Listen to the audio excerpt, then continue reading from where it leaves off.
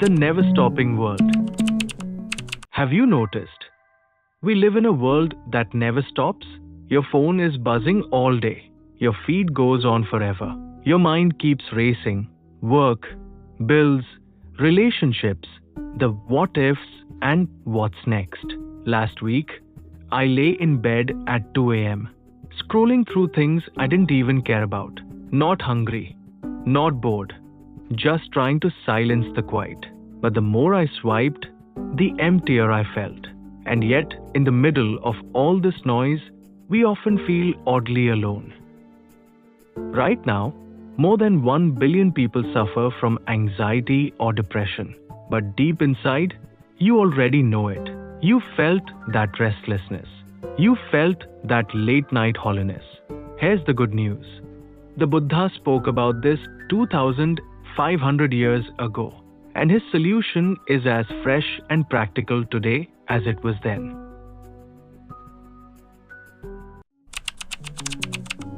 Understanding the real problem. Most of us live in stress and anxiety, but don't notice how it quietly grows. Consider Priya, my coworker, always on deadlines, multitasking, skipping meals. She brushed it off as just stress. One day, she broke down crying in the cafeteria. She hadn't even realized how drained she was. This is what happens when we ignore warning signs. The Buddha explained it simply. Life is full of dukkha, dissatisfaction, restlessness, suffering. In the Dhammaka-Kappavatthana Sutta, SN 56.11, the Buddha taught that the root of suffering begins with ignorance. And in the Vibhanga Sutta, SN 12.2, the Buddha laid out the chain of suffering. Ignorance leads to craving. Craving leads to clinging. Clinging leads to defilements. Defilements lead to suffering. This isn't just philosophy, it's daily life.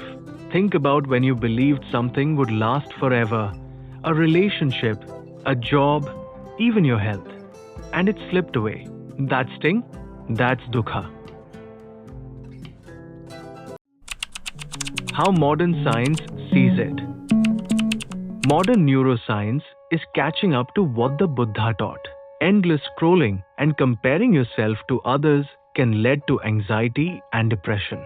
Dopamine spikes from notifications can cause restlessness and distraction.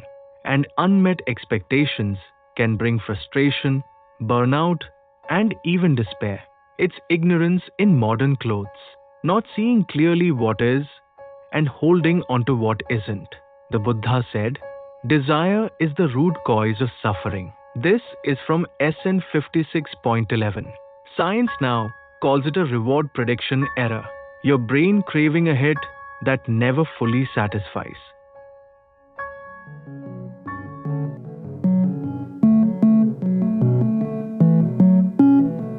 The Buddha's deeper diagnosis, loss and worry. The Buddha also spoke directly about worry and loss. He said there are 5 kinds of loss. First, the loss of relatives. Second, the loss of wealth. Third, the loss of health. Fourth, the loss of virtue. Fifth, the loss of right view. The first 3, relatives, wealth, and health, are painful but natural. They will happen someday. They're not serious in the deepest sense. But the last 2, loss of virtue and loss of right view, are the real dangers. Those are the things no one can take from you unless you give them up. There's a story of a Thai woman who dreamt that spirits threatened her. They said, become a medium or your parents will die. Even in her dream, she replied, they will die anyway. But losing my integrity? That would be worse. The spirits left her alone. That is clarity. That is strength. The antidote, Buddha's prescription. So, what is the antidote to stress and anxiety? The Buddha pointed to 4 essentials. First, mindfulness, staying present. This comes from MN10, the Satipatthana Sutta. Second, ethical living, behaving with kindness and honesty. From DN22, the Mahasati Patthana Sutta. Third, wisdom, learning to see clearly. From AN 4.45, the Pathama Sikha Sutta. And fourth, compassion, extending love to yourself and to others. From SN 1.8, the Karanya Metta Sutta. Here's an example. When my friend feels overwhelmed at work, he takes one mindful breath before replying to anyone. He says, it's like hitting pause on a noisy day. It's a small act, but it changes everything. And when you sit in meditation, you train not to be overcome by pain or by pleasure. Pain won't scare you away. Pleasure won't trap you. Instead, both become fuel for stability. This inner strength is what you fall back on when life feels uncertain. Dependent origination, cracking the code. The Buddha's most radical teaching is dependent origination. The idea that everything arises because of causes. In the Pekka Samupta Sutta, SN 12.1, he explained the chain like this. Ignorance leads to formations. Formations lead to consciousness. Consciousness leads to name and form. Name and form lead to the senses. The senses lead to contact. Contact leads to feeling.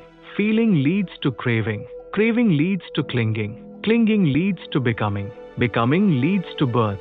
Birth leads to suffering. It sounds heavy, but here's a real-life example. I once got a cruel comment online.